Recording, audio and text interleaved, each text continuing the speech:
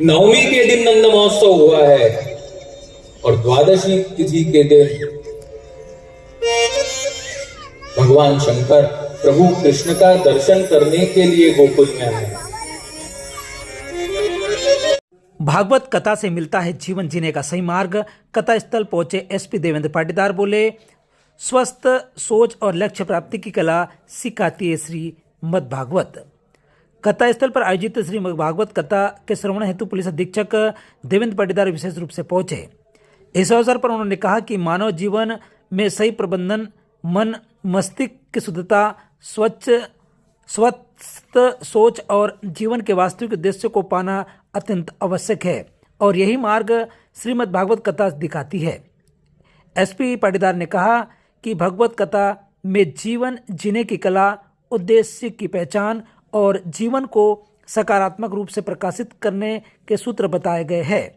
वास्तविक लक्ष्य कैसे प्राप्त किया जाए, यह कथा के माध्यम से सरल भाषा में समझाया जाता है।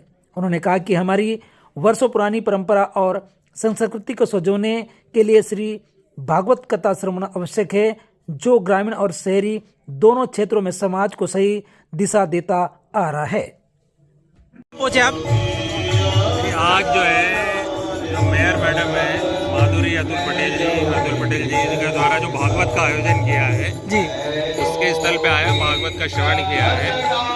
मानव जीवन के अंदर अगर प्रबंधन, मन मस्तिष्क और जो जीवन के उद्देश्यों को अगर पाना है और अगर स्वस्थ रूप से सोचना है और हमारी वर्षों की जो परंपरा है तो भागवत का श्रवण अवश्य करना चाहिए। भागवत में जीवन जीने की कला, जीवन के उद्देश्य और जीवन को कैसा आप व्यवस्थित और अनुशासित कर सकते हो, जो वास्तविक लक्ष्य है उसको कैसे प्राप्त कर सकते हो, इसको कथा के माध्यम से बताया। तो इससे अच्छी कोई जगह नहीं हो सकती और भागवत के माध्यम से वर्षों से हमारी संस्कृति में ग्रामीण या शहरी क्षेत्रों के अंदर इस तरह के चीज़ों को, उद्देश्यों को बताया गया है।